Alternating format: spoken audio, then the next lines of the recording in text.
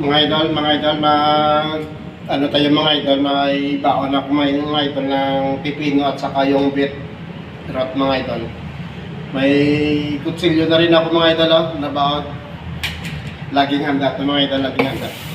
Kaya nga mga idol, magbala tayo ng beetroot at saka yung pipino mga idol.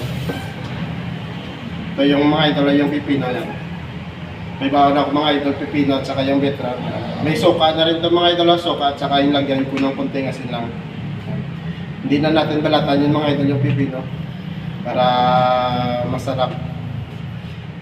Nandyan daw yung maraming vitamins mga idol sa balat ng pipino eh. May baon ako mga idol na cute-cute na mga kutsilyo mga idol. Baon na baon ko ito mga idol yung kutsilyo na ito. Parang sira pa yung kalahati ng pipino mga idol. Pero okay pa yan. Para healthy tayo mga idol. Ito lang yung i-almusal natin. Pipino at saka yung beet. Yung iba mga idol, yung beetroot, yan mga idol, ginagawa nila yung juice eh. Pero sa akin mga idol lang ha. Kinakain ko na lang yan mga idol. Balata ko lang yan sa kakainin.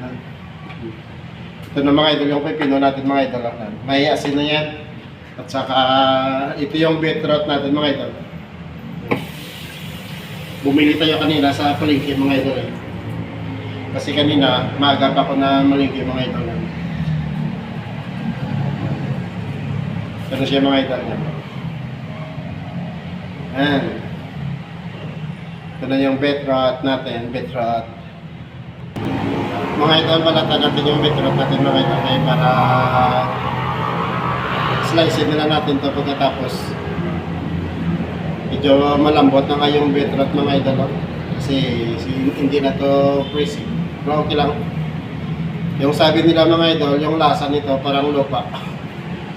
Parang may lupa daw yung lasa. Pero masarap mga idol. Lalo na isaw-saw mo lang siya sa suka. Yun. Doon na siya mga idol. Kasama din natin.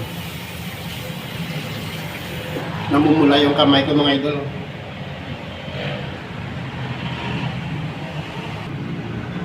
Ito na siya mga idol.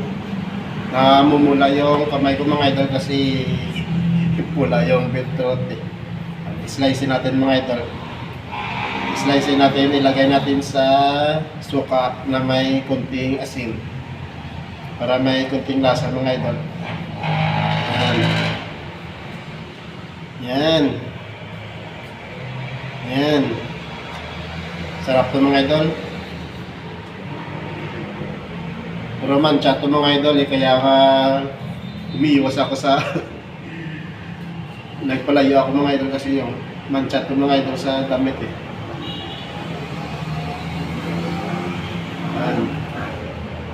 Ito siya mga idol.